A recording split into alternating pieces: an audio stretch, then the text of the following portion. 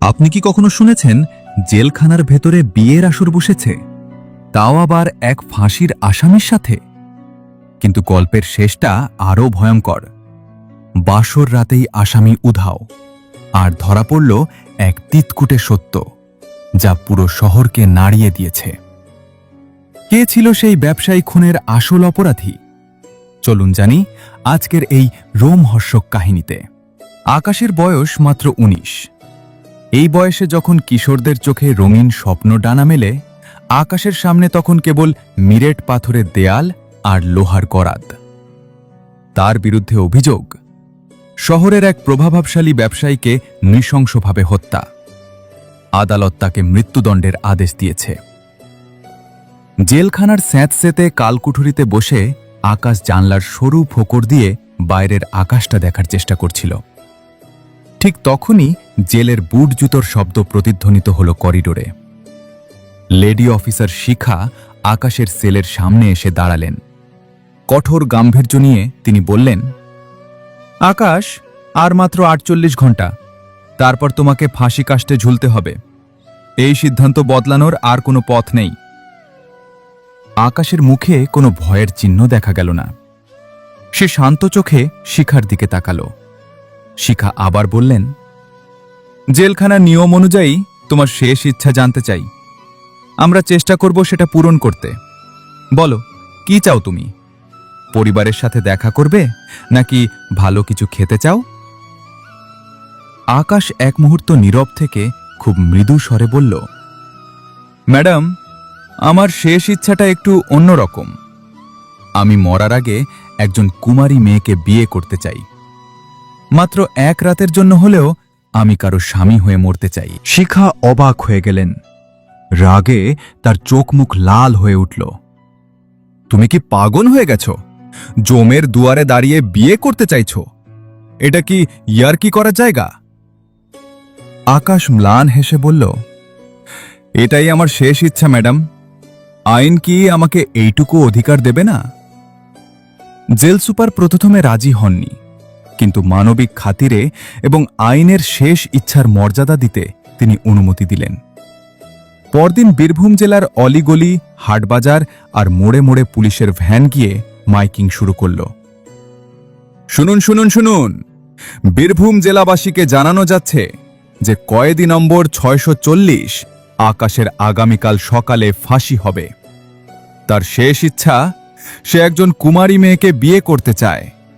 যদি কোনো সহৃদয়া মেয়ে নিজের ইচ্ছায় আকাশের জীবনসঙ্গিনী হতে রাজি থাকেন, তবে আজ সন্ধ্যার মধ্যে থানায় যোগাযোগ করুন। ঘোষণাটা শুনে লোকজনের মধ্যে হাসাহাসি শুরু হলো। কেউ বলল, পাগল নাকি? ফাঁসিতে ঝোলা আসামিকে কে বিয়ে করবে? কেউ আবার টিটকারি দিয়ে বলল, মরে যাওয়ার পর কি বিধবা হওয়ার শখ হয়েছে কারো? পুরো এলাকায় চাঞ্চল্যের সৃষ্টি হলেও কোনো মেয়ে রাজি হয়ে এগিয়ে এলো না। শিখা মনে মনে ভাবলেন, আকাশের এই পাগলামি কোনোদিনই সফল হবে না। সূর্য তখন পাটে বসেছে। আকাশের গায়ে গোধূলির শেষ লাল আভা লেগেছে। ঠিক সেই মুহূর্তে জেল গেটের সামনে একটা ট্যাক্সি এসে থামল। ট্যাক্সি থেকে নেমে এলো এক অপূর্ব সুন্দরী তরুণী। তার পরনে টকটকে লাল বেনারসি, কপালে বড় লাল টিপ আর দুহাত ভর্তি সোনার গয়না। তার সাথে এক বৃদ্ধ মৌলভী সাহেব। ডিউটি অফিসার অবাক হয়ে মেয়েটির দিকে তাকালেন। কে আপনি? মেয়েটি শান্ত গলায় বলল, আমার নাম সুহানি। আমি আকাশের কোণে হতে এসেছি। আকাশকে কি আমি বিয়ে করতে পারি? শিখা খবর পেয়ে ছুটে এলেন। তিনি সোহানিকে আড়ালে নিয়ে গিয়ে বোঝালেন, মেয়ে, তুমি কি জানো তুমি কি করছো? মাত্র কয়েক ঘন্টা পর লোকটা মারা যাবে। কেন নিজের সিঁথির সিঁদুর নিজের হাতে মুছে ফেলতে চাইছ? সোহানি চোখের জল মুছে দৃঢ় গলায় বলল, ম্যাডাম, আমি ওকে ভালোবাসি। ও নিরপরাধ কি অপরাধী সেটা বিচার করার ক্ষমতা আমার নেই। আমি শুধু চাই ও যেন এই পৃথিবী থেকে নিঃসঙ্গ হয়ে না ফেরে। শিখা স্তব্ধ হয়ে গেলেন। সোহানির জেদের কাছে হার মানতে হলো সবাইকে।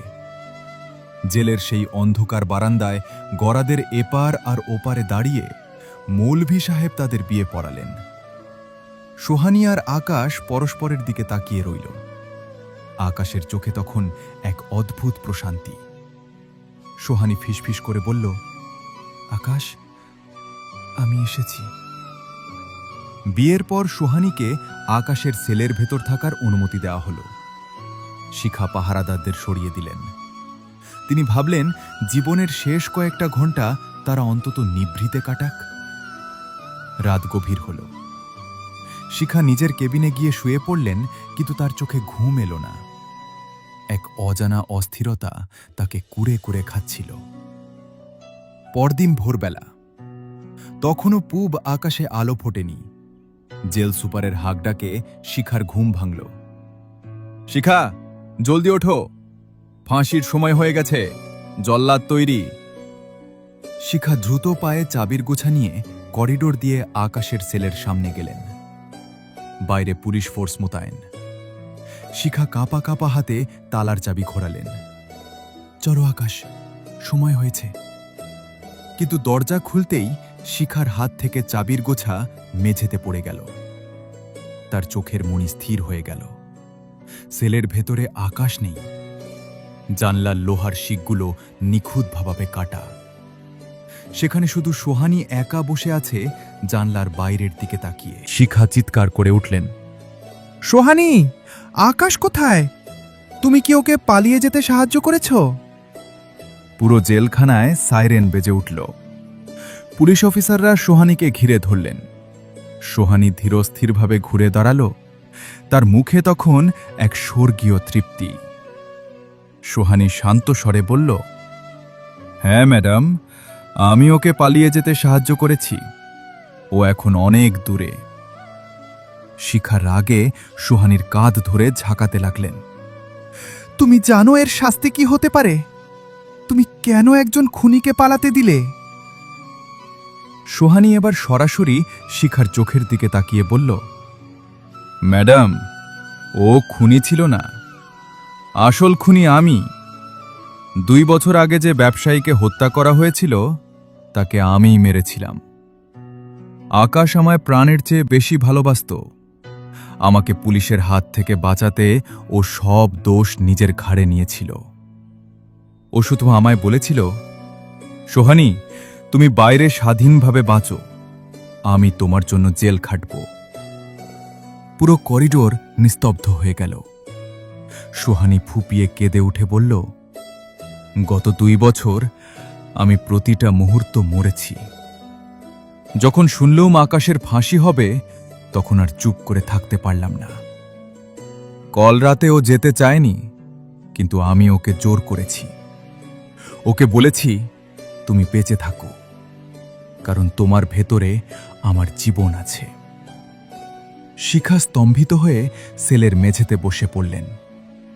লোহার শিকগুলোর ভাগ দিয়ে ভোরের প্রথম আলো সোহানীর মুখে এসে পড়ল। আকাশ আজ মুক্ত, কিন্তু সোহানী আজ স্বেচ্ছায় কয়েদি। বন্ধুরা, পৃথিবীর সব ভালোবাসা আকাশের মতো মহান হয় না, আবার সব ত্যাগ